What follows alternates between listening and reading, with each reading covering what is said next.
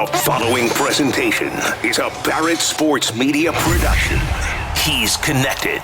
Jason Barrett says, I'd like to see you here. The answer is when, where, what do you need? Respected. He's got a long and distinguished career in the sports radio business. Truly one of the titans of our industry. And unequivocally invested. This is the place to be if you're in the sports business. He is Jason Barrett, and this is the Jason Barrett Podcast. Now bringing you in-depth conversations with the best and brightest in sports media and shedding light on the industry's biggest opportunities and challenges. Here's the president of Barrett Media, Jason Barrett. Welcome to another installment of the Jason Barrett Podcast. I am Jason Barrett, just back from a fifth straight week on the road. The latest adventure was to Penn State. Had it not been for a heavy downpour, the trip might have been my favorite. Aside from having my son there with his friend from college, the pregame festivities were awesome. Watching outside the stadium as the band, cheerleaders, mascot, and team interact with the fans to fire them up was outstanding. The campus itself was awesome. Best parking situation we've encountered so far. State College might be in the middle of nowhere, but everyone there lives and breathes Penn State football. But again, I wish we had better weather to fully enjoy the experience. Next up, a trip to Gainesville to see the Gators face Mizzou, who almost knocked off previously number one ranked Georgia. After that, we had three final trips booked, Texas, USC, and Oklahoma, but I just added a quick visit to Syracuse on October 29th to watch the Orange face Notre Dame, so now we've got four more to go. Anyway, that's all the personal stuff. Let's get to some business. On this episode, we're going to dive into the sports betting space. I've been looking forward to this because I'm joined by two guests who've got great perspective on it. Terry Dugan is the Vice President of Content for BetRivers. Adam Delevitt is the Director of Broadcasting and Streaming Media for BetRivers. Many in sports radio have likely heard that name. Adam used to program ESPN 1000 in Chicago. I wanted to chat with these guys because they can get into both the content space but also touch on the advertising business since BetRivers buys ad time on a lot of stations. I think you'll learn a bit from the conversation with them. That's coming up in a few minutes. Before I share a few opinions, we've officially entered double-digit episodes for this show. Hopefully you've checked out a prior episode or two, either on Apple, Spotify, iHeart, Google, YouTube, or one of the other platforms. Whether you have or haven't, you're here now. So if I can ask a small favor, rate, review, and subscribe to the podcast so you can help us spread the word about it, and make sure you stay informed about upcoming episodes. Okay, let's not waste any more time. Let's get into this week's edition of What I've Seen or Heard. Attention. Have I got your attention now? Last episode, we talked about the arrival of a new sports radio brand in Dallas. This episode, we say goodbye to one in South Florida. News broke that Odyssey made a decision to turn off the lights at $7.90 the ticket and make way for a new Spanish talk format. Now look, I'm not privy to the market's revenue numbers, so I'm sure there was a consideration when making the switch, and given Miami's heavy Hispanic population, from the outside looking in, I can understand if they feel there's an opportunity to enter the space and generate bigger dollars and ratings with this approach. Having said that, I can't help but wonder how the ticket might have fared had Odyssey not acquired WQAM and tried to operate the two top local sports radio brands. In years past, there was a good competition between QAM and the ticket, but that was lost once they began operating under the same roof. You look back, 790 had Stu Gotz's prints all over it. You had hosts there like Dan Lebitard, George Sedano, Sid Rosenberg, Boog Shambi, Mark Hochman, Jonathan Zaslow, talented women like Joy Taylor and Amber Wilson. But if you look at what's taken place the past 5 years, it's been a revolving door. Jonathan Zaslow last week was let go. Ethan Skolnick, Chris Whittingham, Brett Romberg, Izzy Gutierrez, Josh Friedman, Kevin Rogers, Alex Dono, Big O, Amber Wilson, Mike Wallace, Brian the Beast London, all those names were with this brand, no longer there. In fact, speaking of the Beast, Brian London, he just talked about this situation on his YouTube channel. There's a lengthier video, which I would tell you if you want to learn about the Miami situation, go check it out. He gets into about 15, 16 minutes of it. But here's a quick snippet of what London had to say and who he holds accountable. Sports talk on 790 is dead. And this makes sense after moving the Heat to 560, after firing Zaslow. He was a staple in this market, didn't deserve to lose his job. It's a sad day. If I'm Stu Gatz, if I'm Dan Levitard, if I'm the people that started 790 The Ticket, I'm pretty upset today because the baby that I delivered is just being tossed away because the company that owns it has no idea what they're doing from a business sense. Look, I'm not here to beat up Odyssey. I'm sure there's a financial reason why they're making the move, but I don't believe 790 The Ticket missed the mark because there wasn't enough of an appetite for it in Miami, nor do I buy that money couldn't have been made with the station. I see it as simple as companies not being able to take full advantage of operating two top sports radio brands at once. They're fine with one dominant brand and a second affiliate station that might clear national or sports betting content. But when it comes to going all in on two sports brands at once, history shows us it's usually a miss. If you look to Dallas, when ESPN 103.3 moved from being locally operated by ESPN to Cumulus, the station went backwards and it eventually disappeared. The Fan in DC and Team 980 isn't the same battle as it used to be when Red Zebra was in charge. Now we have another example here in Miami. By the way, in Dallas and DC's case, we can point that out, that Cumulus and Odyssey didn't do the best job running the secondary stations they took on, but they were right to prioritize the Ticket and the Fan. I wouldn't have done anything different there. Thankfully, when Odyssey acquired CBS, they weren't allowed to keep WEEI and 98.5, the Sports Hub. If they had, we may be talking about Boston today, too. Back then, Odyssey chose to sell the hub to Beasley, which many view across the industry as the wrong choice. But regardless, those two stations still operate the format and employ people and produce local sports radio content. Competitively, the hub is, of course, owned the ratings and revenue battle, but I'd rather that be the case and see WEEI in existence rather than be where 790 is today. Though it marks the end of an era for 790 The Ticket, that station will always be responsible for launching Dan Levitard and Stu Gatz onto the national stage. It's a place where Joy Taylor, Boog Shambi, and Amber Wilson also operate now. What will be most interesting to monitor is if the availability of talent in the marketplace convinces another operator to leap into the sports space in the future.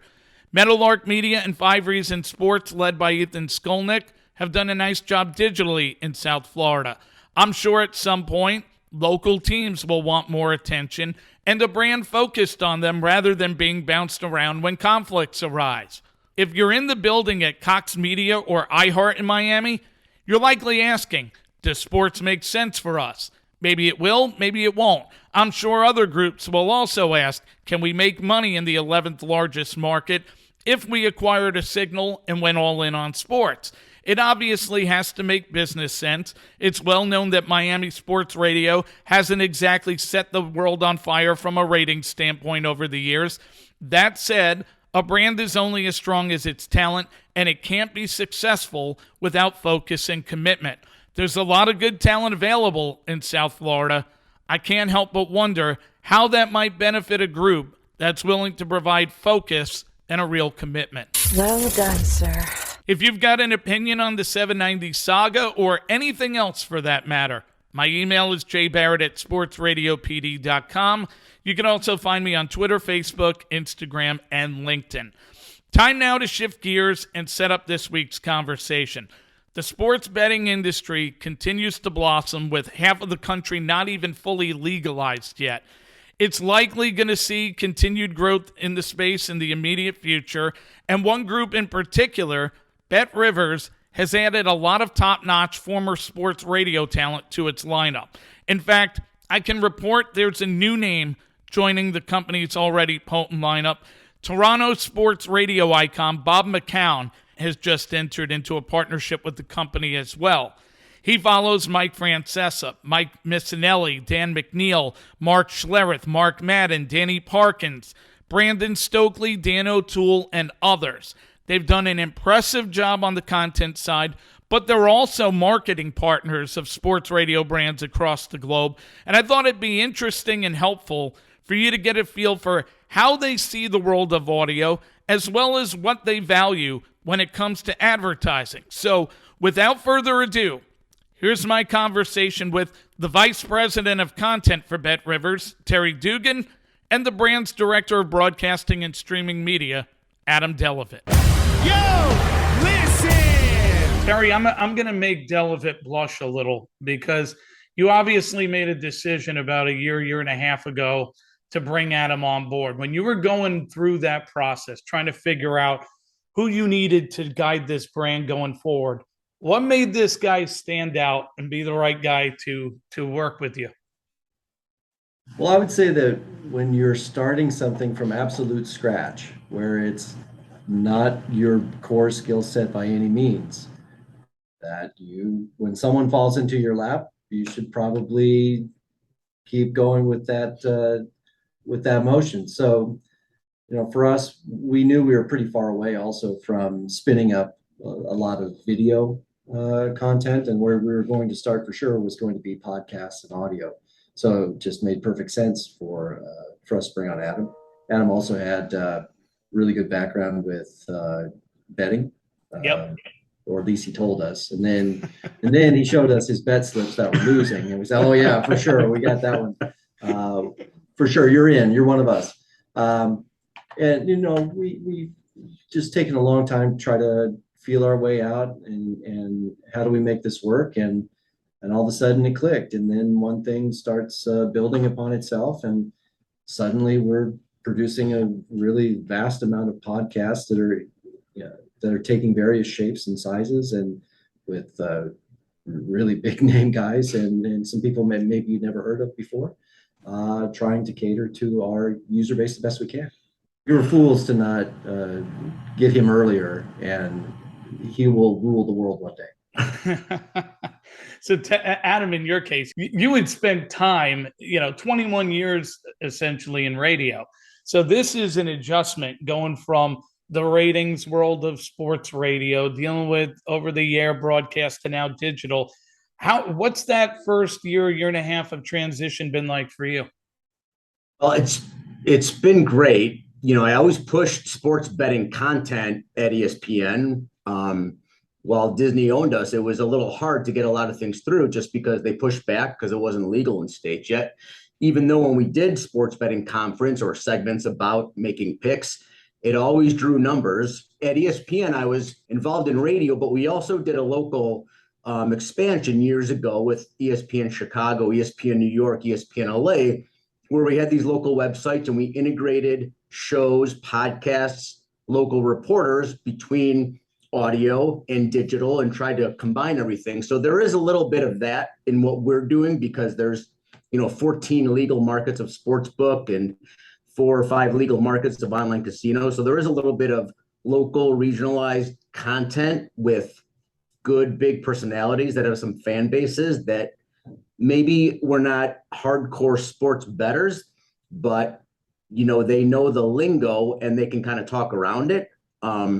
So in a roundabout way, I think, it's been a great adjustment. I always wanted to get in the industry once it became legal in 2018. Adam hasn't really escaped the world of ratings per se. He's escaped the world of ratings for the sake of advertising. Yep. I mean, we're still very much focused on the duration of viewers, duration of listeners, how many people that we've got coming aboard, where are they coming from? We're definitely analyzing all of the content and working to make it better, trying to balance out the analytical part with the creative part. But it is certainly a different world when you're not trying to jam in as many advertisers as you can during a certain period of time. I mean, right. Functionally the advertiser and the host. Yeah, so. But I do have the same mindset about I come in every day and, I want to win. In that respect, even though it's not, PPM ratings per se, it's still, in my mind, we're still getting rated, like Terry said, in those ways. Let's talk about the roster. I don't know if everybody even understands how big of a roster you've assembled. You've got Mike Francesa, you got Mark Madden, Mark Schlereth, Brandon Stokely, Dan McNeil, Dan O'Toole, Danny Parkins. You have Mike Missinelli getting ready to launch. Like, those are some of the biggest names in sports radio over the last 2 decades. Was this part of the plan as you guys were assembling an audio strategy, or was this a case of people become available and you seize opportunity? A little bit of both. A few things sort of fell into place with some of them. But one thing I think we learned, and we both knew, was you need talent personalities to keep people and bring more people in. I've been managing talent for a long time, so that hasn't changed. It's just a different way of managing them, because it's a big change from these guys doing 5 days a week to a few days a week of podcasting. So to get in that mindset, it's taken a few longer. But I think 90%, 95% of everybody is kind of bought in, and the other 5% is getting there, to be honest. All the podcasts are going well. We actually launched Missinelli. We're on number 3 already. Okay. And that's going well. But like I was saying, I think that was the plan in the back of our heads. It just took a little while to get there and get through the weeds a little bit of what we were doing. But I think we're on the path now. We've also, for quite a while, we've taken a regional approach to how we look at our markets, right? We don't have the national footprint that maybe some others do. Yep. So we've always tried to look for what is it that the people who we service want the most. And certainly we have transitioned a little bit more from very hardcore sports betting to more fan-focused sports content, but it's still with the local audience in mind. Hey, you care about your teams, right? And we want to give you some of the best voices around that can talk about your teams and what's going on right now. And a lot of those guys obviously are in big cities. I mean, I look around, you've got some smaller places that are, where you guys are licensed, like Virginia, West Virginia, Iowa. Do you guys envision in the future expanding into focusing on some of the smaller spots, even though it may not have the reach of a New York, a Chicago, a Philadelphia? Well, we already do have something a little bit more local in Louisiana as well.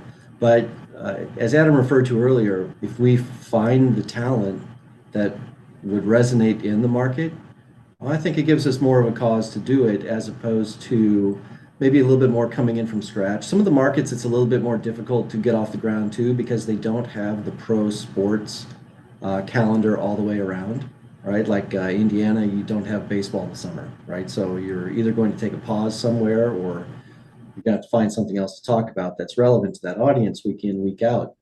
Same with Iowa. There's no pro sports in Iowa at all. So once that college season's over, then what do? They enjoyed all kinds of different teams: Kansas City, Minneapolis, Chicago, Denver. So which do you focus on? You can't really talk about all of them. So some of it is based on, you want to make the mark in the bigger DMA that you can make the mark in. But a lot of it is we just haven't found the right person or the right format yet. Adam, you said before, you wake up every day going to the office, driven to win. We talked about, the ratings world being different and what you're looking at here. For some people listening to this, they're probably going to wonder, how do you guys measure the impact of a show working or not working? Is it about podcast downloads, video views, customer acquisition, distribution? I'm sure in some ways it's probably all of that, but what do you specifically look at first and foremost to say, hey, this makes sense for us and it's working, or hey, we've got work to do and it's not hitting what I need? Maybe it's not specific episode by specific episode, but we certainly want to see growth in podcast downloads. We want to see growth in subscribers, growth in video views. But if we're seeing more growth in time listened to, I think that's really, really appropriate. Hours listened to, and then back that out to what did this entire enterprise cost me per hour to try to get out. But first and foremost, it's all retention. Did the people who were here listening last week continue to listen this week? Did I get more users this week because I either ran some advertising or we were doing more of a social push? And you see that in the views, you see it in, you do see it in the downloads. I mean, it's hard to measure podcast efficiency because of the very simple format of podcast data. But when it comes to platforms like YouTube, it's extremely efficient in the data that you get back out of it. Yep. So we also look to make sure that we're hitting the right locations, because just a raw number doesn't mean as much to you as knowing that, well, most of the people who listened to Mike Missinelli were in the Philadelphia market, which was our first intention anyway. Yep. So we have to follow some things directionally, but if people are not listening to a show for very long, it's probably not good for us. We're very satisfied with where a number of those shows are, but there are other shows where we say, oh, why are people not listening to this very long? And it's typically because the show is more of a one-trick pony. Like, you're here to get some sports betting tips. I just want to listen to the tips. I don't necessarily want to listen to the context. So we see a shorter listening duration, and those are the shows that we're going to work on to enhance the value of the context of the content. Like Terry said, the instant analytics of, say, YouTube, of the feedback that I can give the talent and the different show units is amazing compared to the old radio days where you'd have to wait a week or two to see what you maybe have done. And then you have to go back and check a log or what you've done. Whereas these days in the digital world, you can give instant feedback. You get the instant analytics, and I'm able to talk to the talent or the different show units about, what's working, or whether it's too long, or maybe you took too long to get to this or that. It's really great. Well, you get to target the audience, what Terry touched on with the Missinelli approach. Like, I'm in New York, I'll see ads come up on my Facebook timeline for Mike Francesa. If someone like myself has grown up listening to him, I'm into what he does, I see the ad, I'm likely to click through because I've already got that trust and relationship. One thing that you guys are doing that I've noticed is you're also in some niche spaces. And when I say niche, I'm sure, like, if you're a hardcore soccer fan, you don't think it's niche. In the mainstream American television radio world, you would say soccer, cricket, Formula One. Those are more niche spaces. That being said, there's some big opportunities in those spaces. So what have you guys seen that had you looking at that from a programming standpoint, saying, hey, that's a space we should be, running towards? I'd say from the very beginning, when we just started to put our podcast content projects together, the whole purpose of it is for our own existing audience. It was less about trying to be mass market, trying to bring people into the fold. We hope that comes in as a secondary effect, but the first thing is, hey, we know who's betting on Formula One. We can provide good, realistic content for them to help them inform their betting decisions. So through different CRM methods, right, we are saying, hey, the Formula One show's out. If you want to go listen to it. If you don't want to, that's fine, right? Yeah. But same with tennis betting. There are almost no good it's hard to find a good tennis betting podcast, but we hope that if you listen to ours, that you will not only find the winners that you might want to bet on, but also the whole methodology behind people who are really good at betting on tennis. What do they really look at when they're trying to evaluate what to bet on? And it's not always, yes, this favorite might win, but my odds are short. If you're going to actually try to maximize your return, you should look elsewhere and take that risk, because these other players have a chance to make some upsets. And that's not something you often are able to get with some other sports where people are just trying to churn through a lot of games for this NFL weekend and such. But we're able to provide some context as to why these guys are betting this way. I mean, they didn't just start betting this way either. They've been betting for a very long time. And, we think our tennis audience especially appreciates that.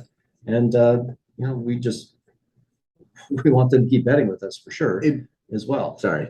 And I want to, throw some bouquets to Terry a little bit. When I came in, he had a long conversation with me about, you say, these niche sports, and it's a big undertaking, but we were able to do it. And I think we're probably the only people doing it. But at the end of the day, like you said, customer acquisition is huge. We also want to give our customers what they want. We want to serve them if they're playing cricket or betting on F1. We want to make sure that we kind of keep them in the BetRivers ecosystem because we're trying to kind of super serve our fans already, and we want to give them whatever we can offer. You know, it's interesting. I was thinking about it from your vantage point because you've been in a mainstream radio station where for 20 years, I'm sure they're telling you talk Bulls, talk Cubs, talk Blackhawks, talk Bears, right?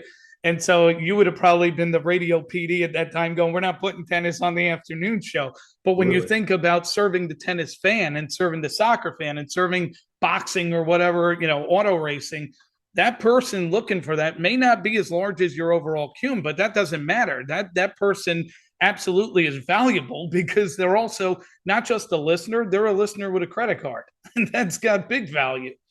Yeah, we want exactly. We want to take care of our customers. And the old days, I used to freak out when we would talk hockey more than 5 minutes because you'd hear the button being clicked around the city. But there's so many people that play so many different sports these days. You kind of have to serve them wherever they are. There are a lot of states, obviously, that have went down this path the last 5-6 years, which is great. We see that there's been growth in the sports betting space. That being said, that means that there's still a lot of room for opportunity because if you know, there are plenty of states that haven't taken the plunge. Okay, that's what we're all hoping will become the case down the road. You look at California, everybody is looking at what's going to happen in November. Will the bill pass or not? And there's mixed opinions on that. I'm curious from your vantage point, which states do you look at and say there's potential there for us to focus on down the road and or there's not potential there? Because I know like there's some like people look at Texas, they look at Alabama, they're like, is that ever going to happen? Like Florida with the Seminole tribe. So how do you guys decide when you're having your discussions about where do we focus next? You know, if a state goes legal, you guys get licensed, you know, there are going to be some priorities, I'm sure, on your list of like, hey, these are ones that we need to keep our eye on and we expect to be looking at in the near future. And there's some that just aren't worth your energy. The short answer is we're not really focusing on them right now. I think the two states that you mentioned with California and Texas, once those come into play, you start looking at a little bit more of a national strategy because so much U.S. population will now be allowed to sports bet. But when it comes to the content that people generally like, especially like if you look at any radio ratings, if you've got a local show, it's usually trumping any type of national syndicated programming that's right there too. So we're not really looking right now for an edge in Los Angeles or San Francisco or Dallas. We would probably prefer to keep our team a little bit smaller so that everybody is really involved and to just redouble our efforts in the places where we can have a little bit more of an impact now, knowing that it is a repeatable process in other jurisdictions if you find the right talent. I mean, one thing that I want to ask you about, Terry, because you've got a unique perspective. Not only are you in the content space, but you also have a mind and deal with the marketing space. So, you know, when you guys are approaching brands and working with stations to say, hey, we're gonna give you some business, we expect something back in return. Like, first of all, what's the response? Like, I'm thinking you probably do some business with the Odysseys, the Beasleys, right? Or do you find the stations are warm and fuzzy to let you run ads with those guys? Or is it more or less like, hey, you can promote the podcast, but we're not putting his voice on? I think all those situations are different. I don't believe Odyssey has a hard and fast rule, what they're doing nationally. Beasley, I can't really speak to that one, or iHeart, but I can speak to Spotify as well, which is they're not going to let us advertise podcasts unless we advertise that they're available on Spotify. And we're not sure if that's the direction we want to go, to kind of pay to promote their name, right? Mm-hmm. That's the rule for getting through the door. So just like when the sports betting industry came out at first, there was evolution in what stations would allow, what they wouldn't allow, the types of language, the types of integrations. And I think eventually they're all going to have to come to some reckoning, especially with their own inventory that is not on the radio, but is on the stream, that is on the podcast, as to whether it's better for them to monetize something that is somewhat competing, yet still have enough confidence in their brand that that person is going to come back and continue to listen to their station. There is going to be a limited number of hours to listen to anything in a given day. I would imagine that the Odysseys, the Beasleys, the iHearts have enough confidence in their own core programming. They're not really going to worry about people stop listening to their material because somebody suggested another piece of material. To your point, they take SiriusXM money. SiriusXM puts out a lot of product. So if your product's good and people are enjoying it, they'll still listen. If they're not, or they hear an ad that's productive and has something attractive, they're going to go seek it out. I mean, they're going to find it one way or the other. And I'd say that there are many more competitors in this advertising space looking for that same advertising dollar as opposed to their radio space, right? If they're going against other stations with similar formats. When you start getting into this online download video view world, it opens up a whole other host of competition. Not only is it Facebook and YouTube and Twitter and Snapchat and TikTok, it's also just influencers. They're competing sometimes against somebody who just has 1 million followers. Mm-hmm. And that person who has 1 million followers will promote your material for X amount of dollars. And that's X dollars that Odyssey doesn't get if they don't want to have that content as part of the whole advertising ecosystem. Curious to see how they all deal with it, because they have plenty of inventory. But what do they do with that at the end of the day? Adam, let me ask you about talent for a second. Do you envision in the future using your talent for whether it be road shows, doing live events, or doing tours on radio stations to further promote what you guys are creating on the podcast? If people want 20 radio stations, Mike Missinelli during the span of Super Bowl week, do you envision doing those things down the road? Road shows, I would say yes. As far as doing radio road type of stuff, I'm not going to say no to that. I think it's possible, but one of the advantages that we have is owning and operating our own content. So we don't have to run ads. We are the advertiser. We can control our own advertising units and do whatever we want. Like we were saying about radio stations, I was talking to someone today about how many spots an hour, how many units an hour they're running. And it's about 5 or 6 more minutes than when I was, running a radio station 2 years ago. How many segments and how much talk, how much flow can you really get into in this space? And for a road show, I think it really works. Now running like Missinelli and Francesa around on radio stations, that might be part of the process, but we're not there yet. Another question is, do they want to do it? Part of the appeal of working with us, I guess, is that there's a lot of flexibility. Like we're willing to work with whomever about how we get across the line at the end of the day. Let me ask you this, Terry. Like any business, you have brands you work with and you feel valued and they go over and above to deliver for you.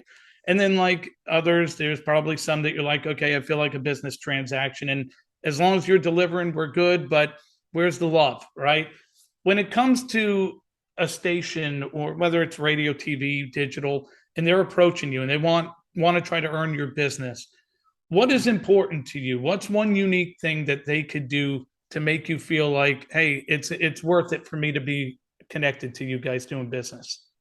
Well, outside of a $5 CPM, I'm thinking that, a longer term plan, right? Like we're not so much into the fast money, right? Like it is, especially with sports betting and much less with casino. I mean, it's seasonal, right?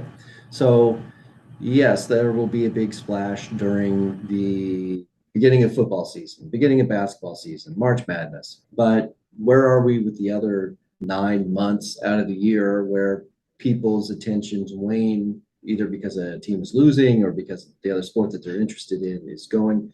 Having a full year type of package and plan and how there will be, how the best is to integrate in the key spots. I think that goes a long way. And, there's more and more minutes every hour starting to go to advertising because they, it's their right. But as an advertiser, if I'm one of 6 that somebody's going to hear that hour, or even within a 2-hour span, I don't know how I feel about that. If they hear my ad and it just reminds them of somebody else's ad that's also doing sports betting, it's not really where we want to be. It's not really where we want to go.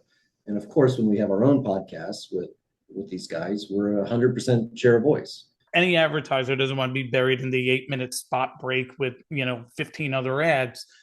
Like, does in that case put a bigger emphasis for them to have a stronger video strategy, a stronger podcast strategy, or because it's, you're talking about CPMs, is it really about the ratings impact and being able to show that they could deliver a result if you're putting $1 on it? Well, if you believe that radio is most impactful with reach and frequency, right, then it is honestly about some of the cost as you're trying to hit people at different times. I would say sports radio is quite a bit different than the rest of radio in that the audience is more engaged. So in some sense, you do want to do special things, but I think one of the places where we started to go also was having more live remotes. We didn't really take advantage of that during COVID times, of course. Couldn't. But once we started kind of loosening it up a little bit, we wanted to be able to be a part of that a little bit more. We have partner casinos as well, and most of them have some in the sportsbook. They've got like a little place that you could broadcast from. So trying to work on a little bit more. How do we connect with people in the physical world and not just over the airwaves as well? Was probably pretty decent. Adam, let me ask you this: you've been a programmer before you got involved with BetRivers as director of broadcasting and streaming media. So if you're giving advice to a PD who's listening to this and is looking at the betting space, what would be your overall advice of what they should be doing to make sure their brand is in a strong position going forward in this space? Program directors are being thrown around more and more by sales managers, and yes. You need clutter. It's really hard to get through the clutter, whether you're coming up with a segment or you're booking a guest who can talk sports betting, different things you can do. But in the PPM world, it's really tough to make sure whether you're getting them in that first segment or the last segment, or you're getting that 5 minutes, because a lot of people don't understand the nuances sometimes of sports betting. So you have to be careful with maybe who you're putting on, when you're putting them on. You're putting people on making picks. You're going to get a lot of angry listeners calling the PD or producers. But then also there's the sales factor always comes in at a radio station. So right. I think to a PD would be, you got to analyze the numbers and see what's working, what's not working. From my experience, sports betting segments and topics always drew big numbers. You just have to kind of tread lightly, I think, because as soon as you go to a break, you're going to be one of 3 or 4 different sportsbook advertisers. And then there's a lot of conflicts there. So it gets funky. Do you think it's more beneficial for a station to be focused on the casual fan who likes sports and might bet versus the hardcore guy who is going to bet and is going to remember every pick that your talent made?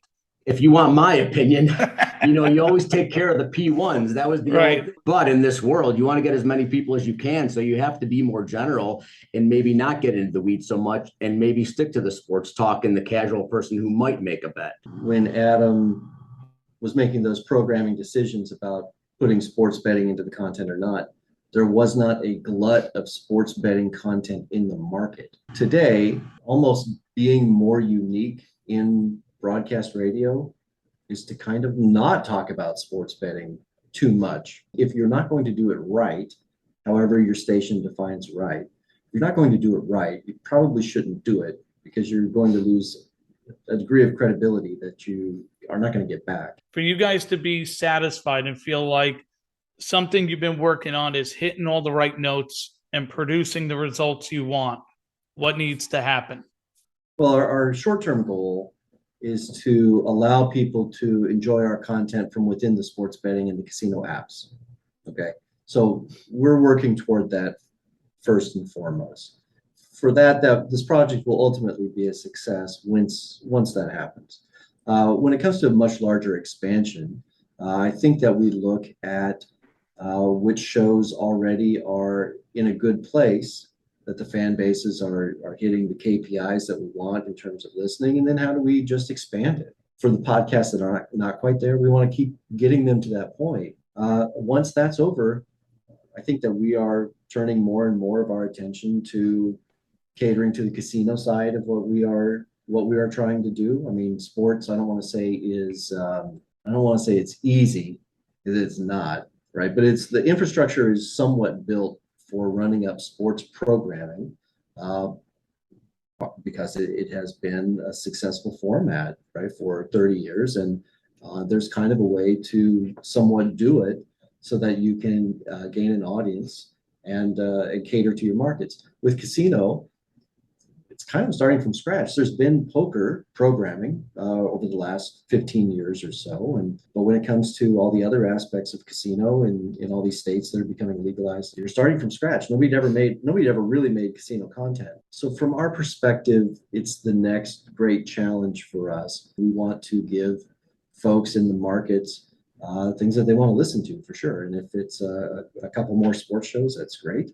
If they only want to ever listen to Mike Francesa, we can abide by that too, right? Like that wouldn't be a problem as long as Mike's good with that.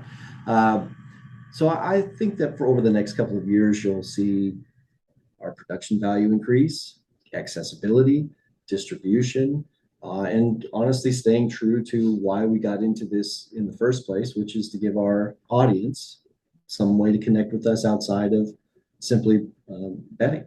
And the buy-in from these people like Missinelli, Francesa, Danny Mac, Mark Madden is huge, because, if they buy into what you're trying to do, it just feeds off everybody in the department, and then word of mouth, and it spreads. And you really need that from these guys. And these guys are used to doing 5 days a week, 4 or 5 hours a day. So it's a major shift. Sometimes they want to do a little more. Sometimes we're fine with it. I'm not saying that it's not that easy to find buy-in, but it's not easy. These guys are so trained from habitual listening to so many years of doing things one way. They really have to buy into what you're trying to do. And I think everybody that we've hired and brought on has done that. Thank you for listening to the Jason Barrett Podcast. Please take a moment to subscribe to this show on iTunes, Spotify, iHeart, Amazon, YouTube, or wherever you consume podcasts. And to stay in touch with Jason, follow him on Twitter at Sports Radio PD, or read his columns on BarrettSportsMedia.com.